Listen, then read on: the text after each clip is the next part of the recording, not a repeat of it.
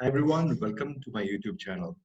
Today I'm going to start a new initiative which is called the Sumit Balan Show, in which I'll be interviewing eminent personalities, achievers, business leaders, entrepreneurs, sports personalities, politicians, and all those who have achieved something in their lives. Uh, I'll try to understand their journey, try to understand the pain and the difficulties and the stumbling blocks which they have encountered while trying to reach where they are today. So today we have an eminent personality, a multi-talented person, uh, who is my dear friend as well. We study in the same college. He's an award-winning businessman, a serial entrepreneur, uh, a painter, a singer, an explorer, and his painting, his philosophy of life, spirituality, and we'll also ask him to sing a song for us. He's a wonderful singer. So let's welcome Prashant. So we have an amazing personality with us. He's a multi-talented person and award-winning businessman and a dear friend of mine. Let's welcome Prasant Menon to the show. Welcome, Prashant. Oh, thank you so much. Cool. So I want to actually, know about your journey and the obstacles that you might have faced and how you overcame the challenges and the post-COVID scenario that, Right. we are locked up in a situation where we don't know what the future unfolds for us. So let's start from your childhood. Try to know the person you are. So you spend your time in Delhi and Hong Kong, if I'm not mistaken. So Yes. can you tell me So more about thanks it? to So we come from a very humble background. My dad, started off from a small island called Mulavagad, and from there, most of them remained there, and he came out of that, village-like atmosphere, Oh, and then started dreaming. So he joined the, Indian Police Service. From there, he moved to using the word, but intelligence basically, okay. and from there, he made himself quite remarkably well known for the work that he did, because of which he traveled quite a lot. And in that Mhm. process, ended up being in Hong Kong also for a short period. Otherwise, we were stationed out of Delhi largely. Okay, great. So, Prashant is also my college senior. We studied in the same college. We graduated from the same college in Government Engineering College, Thrissur. So, you graduated from Thrissur Engineering College in 1996 in civil engineering. So, how was the shift like Correct, correct. from Delhi to Kerala? Because although you're a Malayali, you come from a different background, right? So, how was the shift? Was it Yes. difficult for you to cope up with the new situation here in Kerala? Yeah, for me, it was always a vacation home, right? I mean, I used to love going back to Kerala, enjoy the vacation, the weather, the rains. Wayanad was my hometown. I mean, is my hometown, and then Mulavagad in Cochin. So it was always a beautiful thing, but it was always a holiday place, never Uh-huh. home. Home was always Delhi. Okay. And so it was kind of a bit difficult initially, because I found it difficult to connect also, because communication was Malayalam. I could speak, but not as fluently. So it took time for me to adjust. And I was quite a mummy's boy, so it took time for me to come out of that situation. So all that, to put. Do you want to share any interesting episodes, from your childhood or your college life, if you remember, with us? Yes, so I've always been interested in music, and Yes. participating in events, taking active interest in part of being the organization, or in the organization, as well as trying to be playing an active part in art and stuff. So yes, it's been beautiful in the college also. I think I was quite well known for the stage shows and everything, and I had fun doing that. Golden memories. We went and sang in All India Radio, on TV, Wow. Asianet TV, and a lot of things. We had a band. We had a great Wow. time. Wonderful. Studies was one thing, but we had a great time doing all that. Golden memories. Yes, India golden memories in this, and Prashant is a wonderful singer, as I told you before, and he's a painter also. We'll talk about that a little later. I remember that he used to sing so well in college, and he had a huge fan following as well. So after engineering, you actually went to do MBA from Lal Bahadur Yes. Shastri Institute of Management. So how did that shift happen? Now, was it like a trend during that time to actually do an MBA after Yes. graduation? So, frankly speaking, typical middle class attitude, oh, let's get an engineering degree. And then, the friends, they'll say, okay, now you've done a 6 months work and 1 year of work experience. Now you go and do an MBA, that will give you a launch pad to get bigger things in life. So it was all about that, Okay. So I did it from this very good institute. So from there, I got placed in Usha Martin. It was a company, it was a good management trainee position, and I got to travel the whole of India in that, and Wow. for various market research surveys and stuff like that. And from there, it was a journey. I took to from there we got into ERP systems in Usha Martin itself, and from there into a company called uh, Onida Infotech Services. That was an SAP service provider. Then it joined BFL Software later. So Okay. from there, it's been IT companies, and then Max New York Life, where I had a beautiful. I mean, it's like a mini MBA program I could imagine. A training which was imparted straight from America. People used to come Wow. down and teach us various skills, so marketing and everything else in the real essence of the word. The whole works. So so Max New York Life was one of the best times in my career. And I look back, and I got a lot of awards there for the work that we could achieve Wow. together as a team. Yeah. So we got promoted, and very golden memories again there. Then from there, I joined ABN AMRO Bank as the assistant vice president, and lastly, ABN got absorbed by Royal Bank of Scotland, and there I was the bancassurance head east, and Right. thereon I started my business venture, because at that stage I had to decide whether I want to move to another city or be in Calcutta. Because of family reasons, I had to decide to be here, and I always had that desire to become a entrepreneur. So that is how my journey started as an entrepreneur. Quite a wonderful journey, Prashant. How did that plunge happen? What made you take that decision to take that plunge? From college days, I've always had the desire to do something on my own rather than being working for somebody or being in the government service. It never attracted me. My dad was a very honest government servant. In the process of having 3 children and having to get them all in places, it was a struggle for him. So I could see that, and my dad used to say, become an IAS officer, it's a good thing. I said, what? Yeah, whatever newspapers I read, they're all stuck in some corruption scandal or other. I don't want to be doing any of that.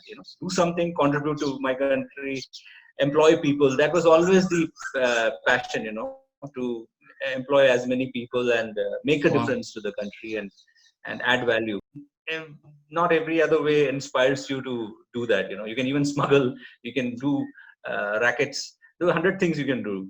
Become a drug mafia and make money. It's much Right. easier. But those are things never ever attract. Because personally, our family, like my brother is, a naval officer. So in my family, my mother always said, we have to be. My mother was always very patriotic. My dad, as it is, was. So it was always very, we were very idealistic in our life. So that drove me to do this, and I thought, I'll make it. I still hope that we'll make it big in this business. So I was reading your profile, and you started in 2011. You started two fine dining restaurants under the brand name Cream Center in Kolkata. I'm just curious to know two fine dining restaurants in 2011, starting out with that's quite So we started challenging one actually. first. In 2011, we started the first restaurant, and that was the one off in Calcutta, because that opportunity was seen. There was a huge vegetarian population, the Marwadi, Gujarati, and others, who didn't have much to choose from in Calcutta. And Calcutta is a good location because the cost of operation, cost of the fixed cost, everything is manageable. So if you can use it as a launch pad, you can travel, you can make it successful. That's how many brands like mainland China have made it, all India and on global also.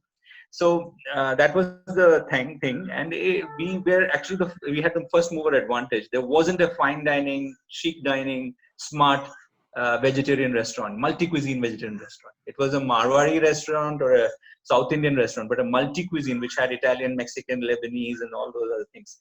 All together, sizzlers, whole variety. So this was the thing. Initially, we had thought we'll start our own brand, but since my friend who's from the tea industry and me from the banking and the BFSI space, nobody had that experience. So he said, let's launch this, get all the experience, and then do our own, ventures. So that's how it started off. And then in 4-5 years, we started another restaurant. In between, I met a good friend with whom we started the Hotel Management Institute. It's called Cosmopolis Institute of Management. Yeah, I read in your bio actually. That was quite something. Yeah, it's a beautiful concept. I'm very proud of my friend Parijat Gwyn. He actually, what he does is he goes right into the deepest pockets of India, many parts of Northeast, South, and students are there from all over. They're from very, very meager backgrounds. They're from lower middle class. Their parents can't afford, a graduation course or something which involves 5-10 lakh rupees. Maybe they can put in 40, 50, 1 lakh rupees or some kind of budget like that. And then the rest of it is financed by the institute. By, say for example, it's a 1-year program or a 3-year program. If it's a 3-year, it's a graduation. If it's a 1-year, it's a diploma. In this whole process, they make them employable, and there is a stipend, say a Taj gives or a Hyatt gives or a ITC gives. That stipend during the process of the training program is good enough to take care of their fees and their various other expenses. So it's a learn and pay mode. Yeah, that's right. Learn and earn mode. So that's something unique. And post that, they're getting placed in ACE 5-star, 7-star hotels in India and abroad. So that's that's quite satisfying for me to be part of that journey. A menu which can be taken to various locations, and from there, it's a budget model, so it doesn't cost. I mean, the biggest problem today is the fixed cost in any business model. So the idea behind this is to reduce the fixed cost and create a chain. So this is another model I'm creating around food, and it's taking off nicely. And we'll be talking about it as I fructify. Founding partner of a Lebanese brand called Shawarma Nation. So both brands are named with respective segments. Yes. So walk us through that. How did that? Yeah. So that was another interesting. One of my good friends, interesting guy, Rahul. He was into cafes and cafe space, where he wanted to experiment with a similar hub and spoke model where you have a base. And so we agreed upon this concept around Lebanese food, which was catching on around 7-8 years ago, around 8 years old, the model. So we conceptualized it. I even created the logo. I hand sketched the logo. Today, that has around 6 outlets in Calcutta. 5 or 6, but I am not part of it now. I exited it around 3 years ago, but around 4 years we ran it, and he remains a very good friend of mine. I decided to look at other opportunities, and that was a model we created, and I'm very proud of it. Shawarma Nation is the #1 Lebanese restaurant chain in Calcutta now. Wonderful, wonderful. So inspirational, Prasant. And tell us about the awards that you have won. So Cream Center was recognized as the Best Vegetarian Restaurant Award in Telegraph Awards twice in a row. That's quite wonderful. And currently also, you're doing some takeaway business during lockdown, right? Yeah, so all these the takeaway model. So that we work with Swiggy, Zomato, and we also have our own delivery boys who deliver. So that is the current status, and it's a tough situation right now because of the fact that people don't want to dine out, and in fact the food habits are changing. I think people are more and more more and more happy eating in house and not experimenting. They got used to that now. So that is certainly a difference. So if I were to talk about the industry itself, I think there's going to be a sea change unless the comfort comes back in the mind of the guests. I don't see dine out being a big, a money, a business viable business model in the near future. So that is a big concern. So it probably makes sense to get into low fixed cost and variable cost models, and focusing on low budget also, because people are not even going to five-star restaurants, I'm told, five-star hotel restaurants, because people are really very concerned today. Right. Till a vaccine or a medicine comes out which can, cover that risk in the mind of the customer, the change is very unlikely. The behavioral change is very unlikely. So that is concern for a lot of restaurant owners like me. I think in Calcutta there are at least 3,500 restaurants, which I figured out. And imagine the kind of number of people working in that. We're talking about at least 30, 40 employees in each restaurant, and just figure that out. I mean, it's a huge worry for the industry. So that goes to the Indian. I mean, if you look at the whole Indian situation or worldwide, I mean, imagine the stress on the employment in just one sector. That is the real worry. So post-COVID, you envision that there won't be much dining out and restaurants opening up. So what is your advice for people who want to start a new venture in this space? I think the way to go about it is to go into models where there is, it's more of a takeaway format, or a cart-based format, or something on the lines of within malls, and small 50 to 100 square feet formats, small formats where your fixed cost is minimized, and you make your bakery items or any other model that you may look at in the base kitchen, and keep your labor costs low. So the whole concept right now is, I would say, around that, because that way the risks are minimized. So that is the model that I see. So cost cutting is the key, and takeaway model. Concentrate on takeaway model. All right. Yes. So, how do you see the post-COVID scenario shaping up? Actually, I mean, and not only in the restaurant industry, the whole business scenario, because people are losing jobs, and small industries are closing down. So, how do you see the after COVID, the post-COVID scenario? How the business world would emerge out of this setback, because we are facing a slowdown and a recession right now globally. Right. So you are from the software world. You know a lot about that. But whatever friends we have together, mutual friends as well as others, I speak to. They're saying that the work from home model has become even more busy. They're like busy all day, and they have to be available even in the middle of the night. So that hasn't stopped them from working. In fact, work has become even more smoother, is what they're saying. And that's the software space. Now, the question is, if the global slowdown happens, if the economy is actually slowed down worldwide, then obviously that's going to have a trickle effect even in the software business. Less contract, similarly in other, other chains and ecosystems. So this is a tough time for the world. But one thing which history has taught us is, in all these situations like Corona or any other World War I, World War II, these situations where we had massive shakeups worldwide, we have also bounced back quickly. So there's also this fact that those who are stuck up in the houses, when they get that comfort to go out, it's possible that they will splurge more. They will think of life differently.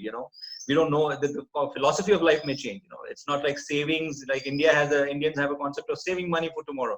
Maybe they'll become more Chinese or Japanese in their, the Japanese save money. But I'm talking about the Chinese and the typical Americans and all that who spend.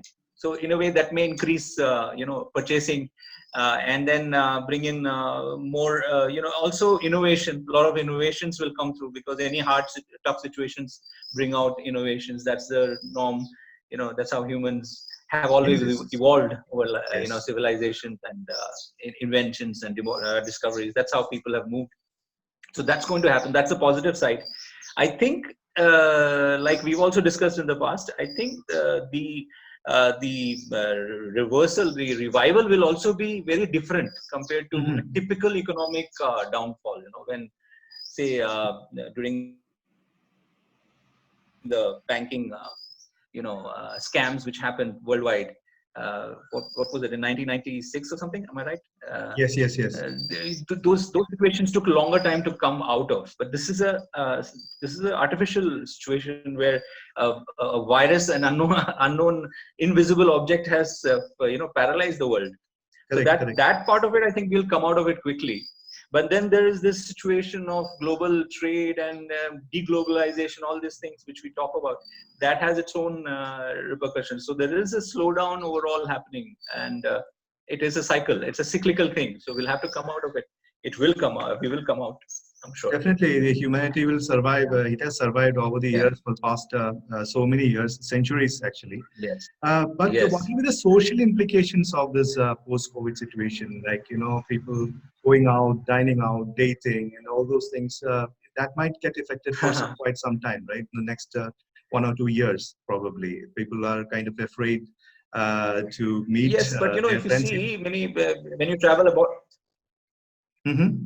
Yeah. So if you see, whenever we traveled abroad, you would have seen in the before Corona years. I mean, I've seen people who come to India, these foreigners, they're wearing masks. Many of them who travel to religious places like Bodh Gaya and a lot of other these expatriates who come, or people from abroad, they wear these masks because they've always been conscious about pollution and viruses. So I think the world is going to change. I mean, mask may become a part of our life.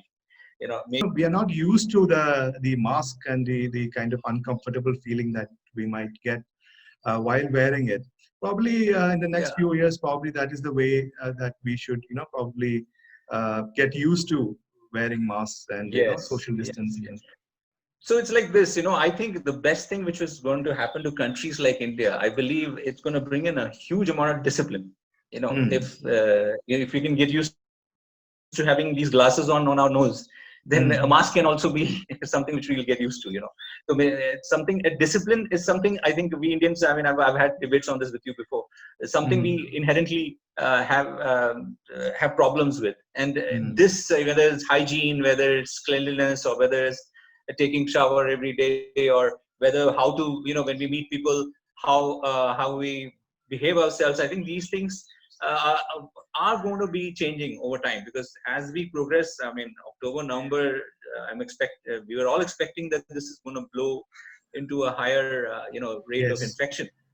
So imagine this kind of. So this is a good thing in a way, if people can become more conscious, hygienic, and aware. That's a good step forward for a country, and this will have ramifications all across. Whether in a factory or in a industrial kitchen or in a software company, in a lab, everywhere, this is going to have a positive ripple effect. I think it's always good to have discipline. Let's look at the positive side of it. But definitely, in times to come, as the medicines come out, already you can see Glenmark, Cipla, these companies have come out with some medicines which can cater to the average, I mean, the not so highly infected or highly compromised patients. They say that such cases can come out of corona because the medicines are effective. So sooner or later, we'll find more and more effective medicines to cater to this kind of disease. But then we'll find more kinds of variants of viruses which will come in the future. So we have to change our behavior, our social behavior for sure. This is going to be happening. And more, I think no wonder Japan and Korea have come out of it faster, because they have that in their system. They follow some protocols, and I've heard of things like when a Japanese goes into the toilet in a school or otherwise, I mean, they clean the toilet after they've urinated or something. We Indians don't even practice. We most of them, I'm saying. So what you're saying is basically we have to inculcate a lot of habits and train ourselves to be a little bit more disciplined to face the new situation. Yes, it'll help us in every way. So I want to know about the challenges that you have faced during your entrepreneurship career, the obstacles and challenges. So can you tell me about some of your challenges? So the number one, I think it's common across all industries. The number one challenge is to build a good team, because the team actually, your business is all about the team. I mean, you can make the best name, create a brand and logo and market it, but if your team it doesn't deliver, then it's just not worth it. and it's not going to move anywhere. So my whole entire focus has been on the team. So it took a lot. It takes time. Any business you build, there will be attrition, there will be filtering which happens, and then ultimately you get a good core team into place. That was a struggle because I didn't come from the industry, and it was a totally different culture. The industry has a different different world altogether, ecosystem altogether. So that was an initial challenge to get the right people in the right place, whether it's in the production side, which is called the kitchen, or the front service side and all that. And then then when it comes to innovation, we brought in a lot of innovation. Cream Center is a brand to reckon with in India, and it has many branches. But this one, what we did is we are one of the first to bring in the Indian cuisine, into the system, because these guys were not using, they were not into tandoor and curries and all that. So we gave that into the menu, and then they implemented it all over India after that. And similarly, we innovated on the menu in many ways, and that gave us the extra ROI, because you have to look at localized taste buds and localized experiences, and based on that build your model. So various challenges. Ultimately, it is your team, and then how you behave, right? The way you behave with your customer takes you forward, whether it is in a model like mine or in any business model. So your experience with the customer and how he talks about you, even if you say screwed up in something, the way you take it forward, how you deal with the customer, whether you waive off the bill, you're not if you're not a person who likes to argue, and just deal with it as is, and if that's the philosophy of the business, that's how your employees behave, then you're home. Even in the worst situation, you can handle it. So those are the basic values which we put in the business, which has driven it. So when you hire someone, what are the values? What are the kind of person you look for when you hire? Probably a employee. Well, it was a very good, important question, because this applies against in all industries that I've worked in. I don't look at skills so much as I look at the attitude. Okay.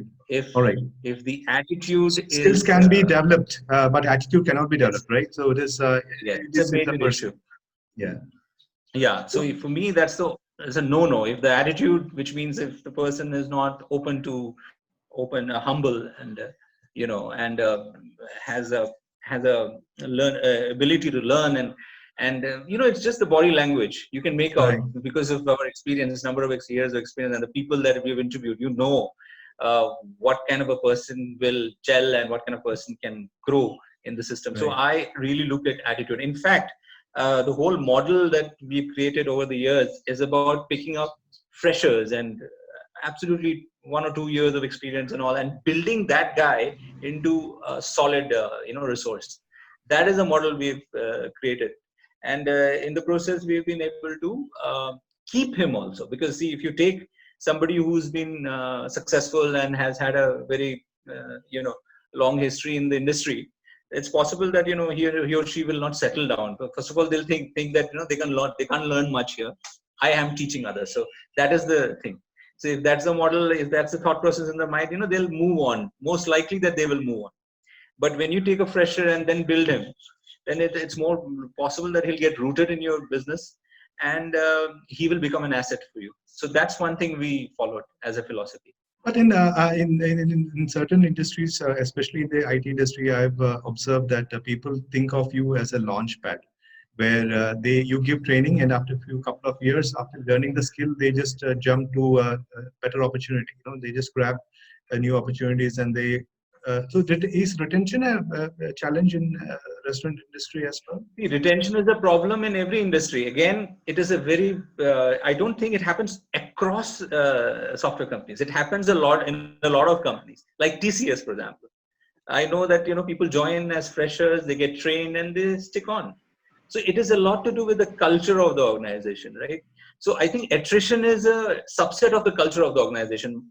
Attrition in my the businesses that I've done, thankfully, has been very low. And I think I know why, because the culture of the organization, the atmosphere you create, the respect you give to them, not because they're working in level 1, level 2, level 3, level 4. They're all the same in terms of respect, in terms of humanity, in terms of genuine well-being of that particular individual, and that doesn't differ from whatever level that person is working in. Whether he's wiping the floor or the guy who's heading the yeah, it is a philosophy. It is a philosophy of the business leader. If that leader, if he parks his car and doesn't treat the car parking wala well, you know that percolates straight down into your business, because the world is small. People know what you are. If you misbehave for the heck of it and you think you're some godforsaken somebody, and teaching people lessons and behave irresponsibly, then your employees will come to know of it, and Yes. they will not stand by you, and they will look at opportunities, because human respect is the number one thing, and it has to come from within, deep inside. It cannot be artificial. So our personality is a reflection, or the company's personality is a reflection of our personality as well. So the values Absolutely that right. we provide to the company is a reflection of our values, and because of which the employees will feel secure, and there's an opportunity to grow in the Yes. company as well. They get respect and they get recognition. Yes. So that Yes. means And a you lot. do give it when exactly, and then when the opportunity comes, you are the first to give them that jump. You are the first to give them the reward. You will. They have to know that if there is profit in the business, you will share it with them. Right. The old school of I am the owner and you're the employee. That kind of school, I think it's coming to an end. You have to share your profits. You have to Right. find ways, reasonable ways of sharing the profits. It's That means increasing the variable pay, or maybe increasing the bonuses, or pay increment in salary and stuff like that. Many other ways. It's not That's about all. money. It's more Many about times, the recognition. absolutely. So I have, in my own lifetime of work experience, I've found that wherever I've got paid much more or handsomely, it's not that's not really made me happy, unless you felt at home and you felt like you're doing something, invaluable and for the society or for the business itself in a very ethical way. So for me, that might have been the driving factor. But overall, I think if an employee feels respected and is somebody who feels that he's learning and he knows that he's secure, he knows his the ownership here is will take care of me and is not putting up a false face in front of me, and there's trust, then I think we can go through any crisis. Even in this situation, I know many hospitality businesses, including mine, where we've delayed salaries, we've paid less, or we've paid in step by step, and these guys have stood by me, and that's because there's that trust. They know that we'll take care of them once this crisis is over. So you it's actually very answered important. you actually answered my next question, because we are facing a situation where the entrepreneurs and the business owners are struggling to pay the salaries. So I was Yes, ask let's you face it. how the retention level would be, because at the end of the day, everyone has to survive.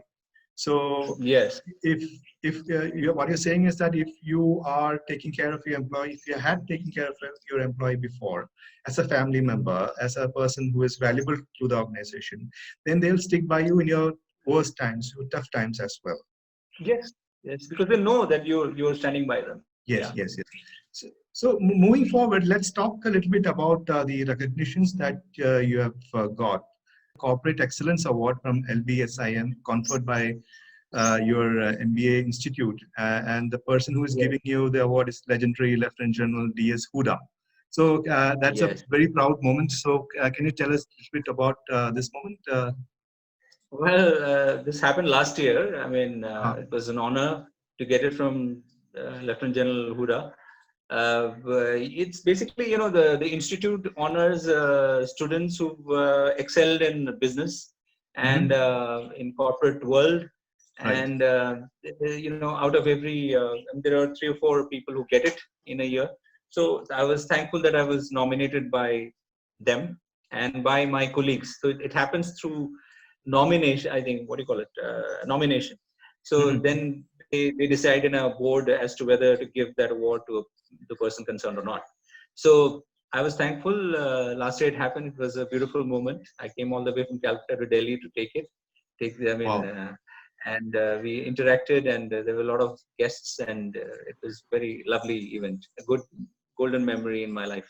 So this is for Cream Center restaurants that we got Telegraph. Telegraph for Food Award. This is one of Mhm. the, of course, premier newspapers in India and the number one in Calcutta. And Okay. we got it for the best vegetarian restaurant in Calcutta. Yeah, UK-based organization, Three Breast Rated. Mhm. They value businesses and restaurants and various other, travel businesses and everything in Right. various cities. So they rank vegetarian restaurants also.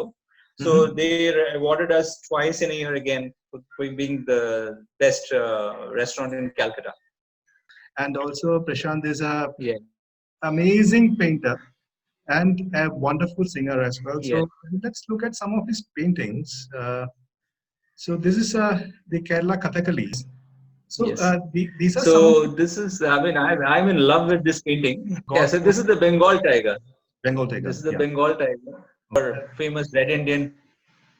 I've always been spiritually inclined and Mhm. very keen to know the power of meditation and the whole our ancient rishis and the concepts around that. It all so this I mean the Red Indian expression here again. It Mhm. reminds me of some form of connection with the universe. Yes, and this was a very key ship which helped us win the war against Pakistan. So interesting face and the colors and all that. I don't think this particular photograph gives justice to the colors. There's so many colors in this. It's Mhm. kind of I think it's a very old photograph because of Okay. which it's not showing up. So I love the play of colors and the expression and the hair and the That yes, you yes, can see the yes. Buddha here. Oh, Buddha, she is he's my also favorite. meditating. Yes, yes, yes. I think, I mean, very simply put, I think my whole journey among this in the spiritual world, whole gamut has been that ultimately, it's quite simple. It's just that if we are in the moment, and if we can be more and more in the moment, we will actually celebrate life and enjoy life. Problem with human beings is because they get into the past, they live in the past or in the future. That's Right. when they lose the connection, and that's when they Mm. lose peace. So if we can be in the moment and be mindful in that moment, if we can be most committed to that moment, then every moment is blissful. Yeah, Madonna copied her in one of Ah, her photographs, but she's okay, actually okay. Marilyn Monroe. I All didn't Marilyn complete Monroe. the painting. I I can didn't see them complete all. the painting because yeah, I didn't complete the painting because I said she also left us without completing her life. So I Right, left it right. at that. Okay. The Letters. show must go on. The The show show must must go go on. on. The show must go on. Yes, yes, yes. Wonderful concept. Yes. Again, these are inspired paintings. Such paintings, similar paintings exist, but I just gave a character to it, my own character to it. So philosophy is like when you get inspired, you paint. Otherwise, you don't paint just for the sake of it. No, that's right. That's right. I don't. Now, you have to really push me to paint. So here, what happened is I think it was in Gangtok. No, I think yeah, I think it was in Gangtok. Gangtok. I went to one of these hotels there where we wanted Mm. to book a room. So there, I saw this huge painting. Yeah, suddenly, what Okay. happens to me is when I walk into places when something hits me very well, the first thing I do is take a snap. So I take a picture of that. So this is Same one here, of those actually. moments. They capture Yeah, the moment. capture the moment. So I captured this moment and I said, I'm going to paint this.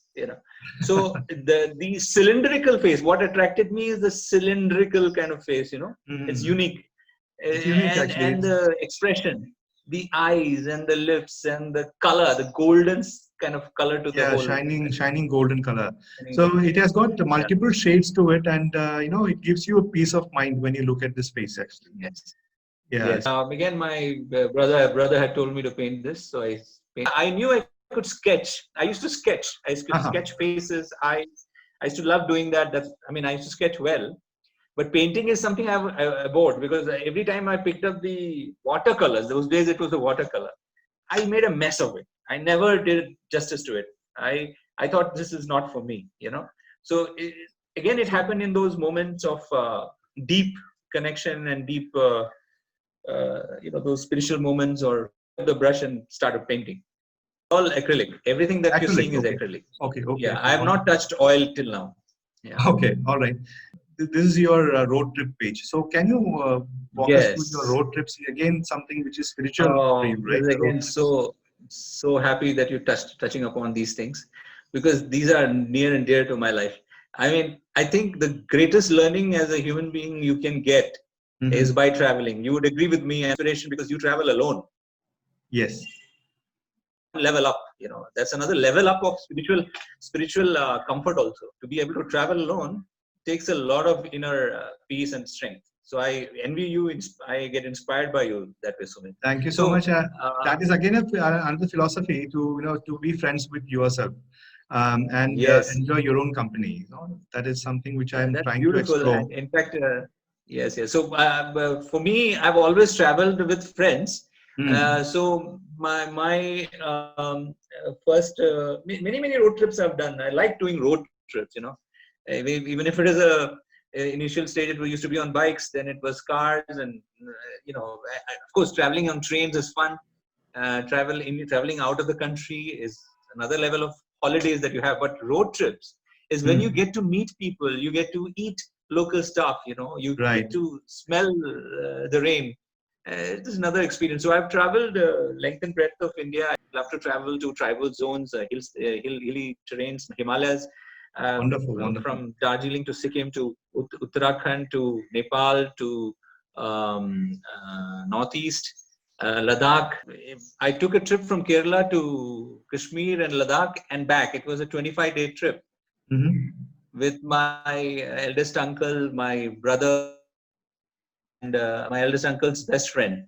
So that was one of my best lifetime experience, where we first day we reached Pune, and the second day we reached Jodhpur. Then Amritsar. From Amritsar we did all that happened. Wagah border. Yeah.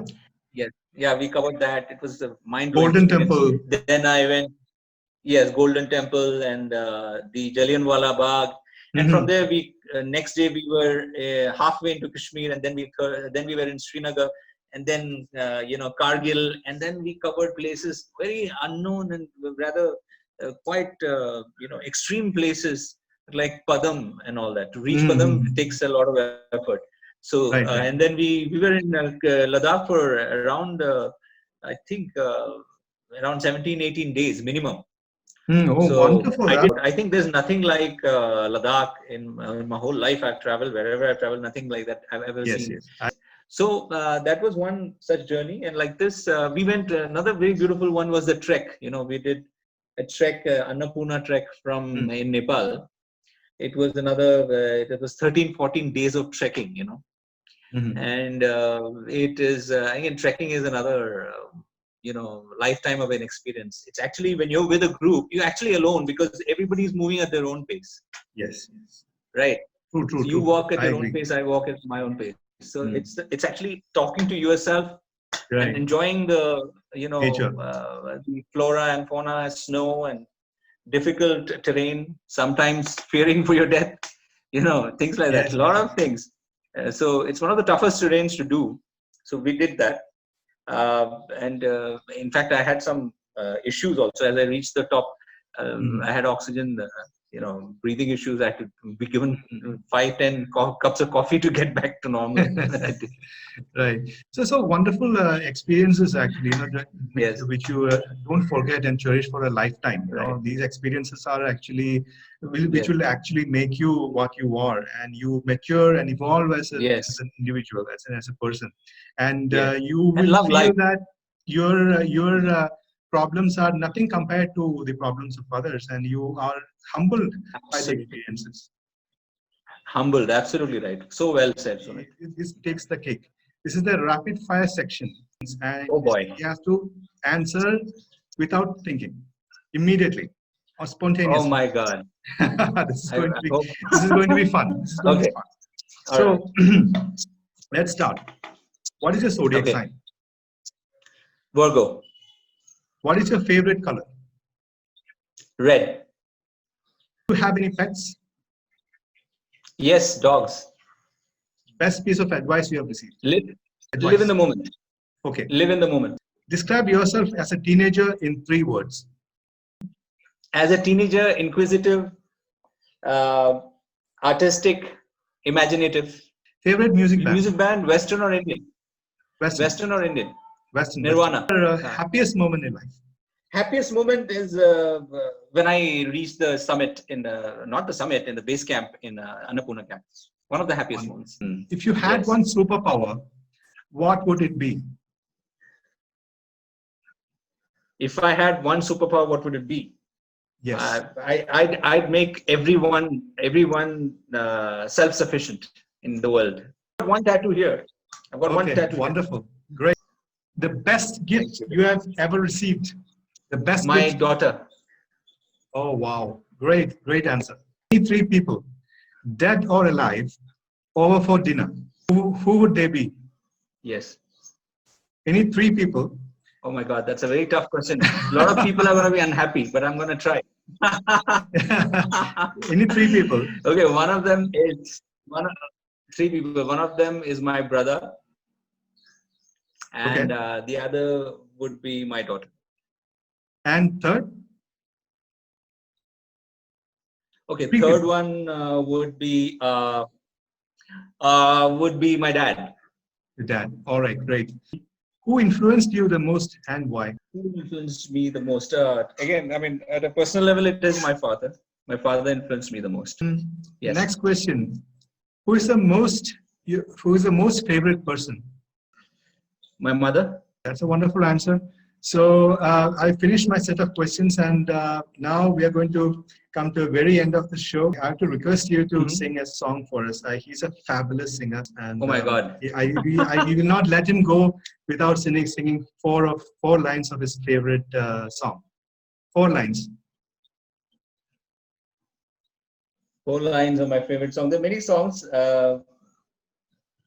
So let me sing one song which everybody has heard me sing in my friend circle and family. Here it goes. It's a Mukesh song. It's an old song, but it's something very sweet and nice. Okay, so hear this then. Yeah. ओहरे ताल मिले नदी के जल में, नदी मिले सागर में, सागर मिले कौन से जल में, कोई जाने ना, ओहरे ताल मिले नदी के जल में, सूरज को धरती तर से, धरती को चंद्रमा, धरती को चंद्रमा, पानी में सीप जैसे प्यासी हर आत्मा, प्यासी हर आत्मा, ओ मितवारे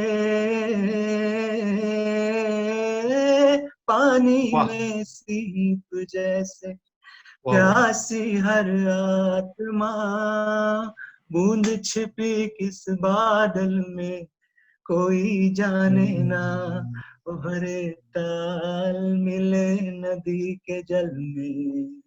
Wow, that's wonderful. That's beautiful choice, and I love this song as well. Yeah, thank you so much, and I'm happy that you love this song. This is something very beautiful, the words and the philosophy of it. So something very beautiful about it. You know, it attracts your heart every time you listen to it. Yeah. So it was wonderful talking to you, Prashant. Right. Thank you so much for your time. Thank you. Yeah, we'll catch up. Thank you so much. Thank you for choosing me as one of your guests, and I hope you rock and get the best of the worlds and the superstars who you can interview. I'm just one of your good friends who would love to see you do many more such great shows. So thank you so much, Prashant. Have a good evening. Thank you. And please convey my regards to your parents and your brother and your daughter. Will do. Bye-bye. Thank you, brother. Thank you. Bye-bye. Bye-bye. Bye. See you. Bye. And that was Prasant Menon. Thank you so much, Prashant, and I wish you all the best. And I hope you enjoyed this program as much as I enjoyed hosting it for you. We learned a lot from Prashant, his experiences, his life. If you like this video, please subscribe to my channel and click on the bell icon for more updates like this. I'll be back next week with another wonderful personality. Until then, stay safe and goodbye.